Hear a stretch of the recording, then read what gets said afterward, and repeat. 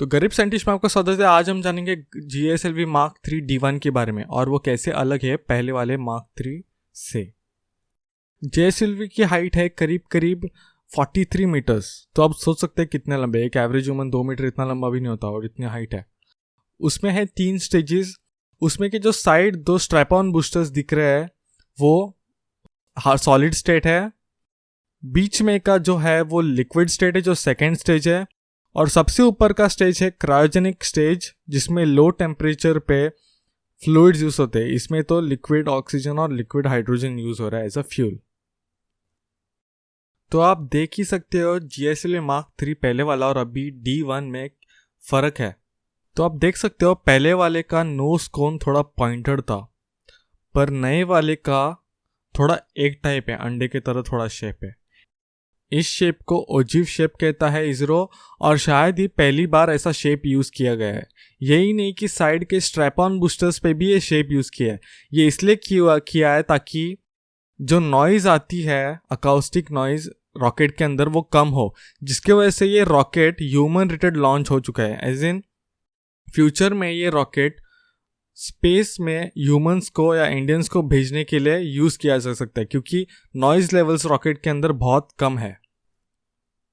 और यही नहीं, एक्सेलरेटर लेवल्स और डायनेमिक प्रेशर लोड्स भी कम पड़ते हैं रॉकेट पे। और ऐसे पता चला है कि इसरो ने 12,500 करोड़ मांगे हैं गवर्नमेंट से ताकि वो मैन मिशंस को स्टार्ट कर सके रिसर्च। और ऐसे कहा जा रहा है कि रफली 7 साल लगेंगे इसे। इससे पहले कि हम आगे बढ़े लॉन्च पर, मैं आपको थोड़े फैक्ट्स बता दूं। GSLV मार्क 3 D1 का वेट करीब 5 जंबो जेट या 200 हाथी इतना है। ये इंडिया का अब तक का सबसे हैवी रॉकेट है। ये एक 4 टन क्लास सैटेलाइट को जियोसिंक्रोनस ऑर्बिट में डाल सकता है। अगर आपको ऑर्बिट्स के बारे में जानना है तो ऊपर एक लिंक आएगी, उस पर क्लिक कीजिए। या फिर एक 10,000 किलो के सैटेलाइट को लो अर्थ ऑर्बिट में डाल सकता है। दोनों स्ट्रैप ऑन बूस्टर्स और बीच में का लिक्विड बूस्टर 2.1 टाइम्स और 2.46 टाइम्स रिस्पेक्टिवली ज़्यादा थ्रस्ट प्रोड्यूस कर रहे compare to the last GSLV mark 3 rocket, क्योंकि इस बार रॉकेट में भरा प्रोपेलेंट भी ऑलमोस्ट डबल कर दिया है दोनों में। इंजन और सैटेलाइट के बारे में हम लॉन्च के बाद डिस्कस करेंगे। अब हम लॉन्च की तरफ बढ़ते हैं। 9, 8, 7, 6, 5, 4, 3, 2, 1. Now, press 1, press 2.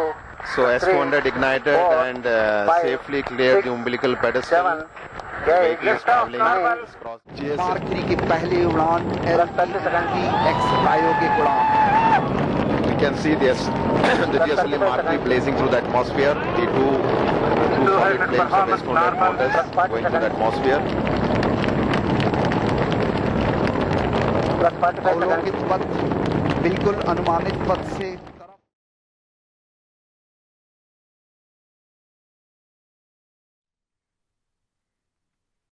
तो आपकी जो स्क्रीन पे अभी दिख रहा है वो क्रायोजेनिक इंजन पे चल रहा है। क्रायोजेनिक इंजन ऐसे इंजन है जो बहुत कम टेम्परेचर पे फ्यूल स्टोर करती है। इसमें लिक्विड ऑक्सीजन और लिक्विड हाइड्रोजन स्टोर होता है।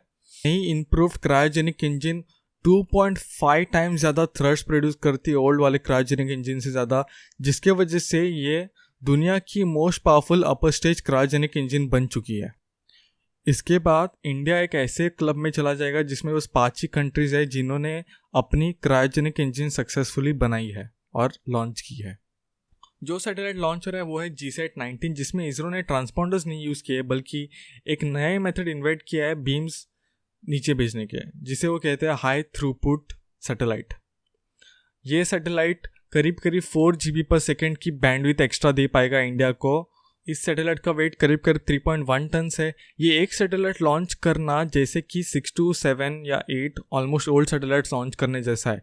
इतनी बड़ी और मैसिव और पावरफुल है ये अकेली एक सैटेलाइट। ही इसरो ने इसे और भी हाईटेक किया है।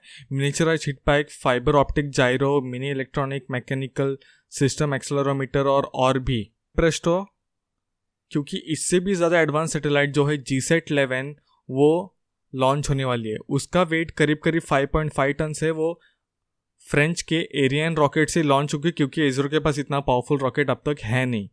ये सैटेलाइट करीब जनवरी 2018 के आसपास लॉन्च होगी और उससे भी powerful GSAT 20 second half of 2018 में लॉन्च होगी। उसमें तो 70 GB पर सेकेंड का बैंडविड्थ होगा। GSAT 11 14 GB पर सेकेंड और GSAT 19 4 GB पर सेकेंड। ये आने के बाद थ्रू सैटेलाइट वाईफाई या इंटरनेट हम ले पाएंगे इंडिया में, जो एक रेवोल्यूशन होगा इंडिया में। शुक्रिया देखने के लिए ये पूरा वीडियो। अगर आपको पसंद आए तो लाइक ज़रूर कीजिए और गरीब साइंटिस्ट को सब्सक्राइब कीजिए अगर आपको अपने ज्ञान की गरीबी कम करनी है तो। शुक्रिया, अलविदा। और एक चीज़, जय भारत।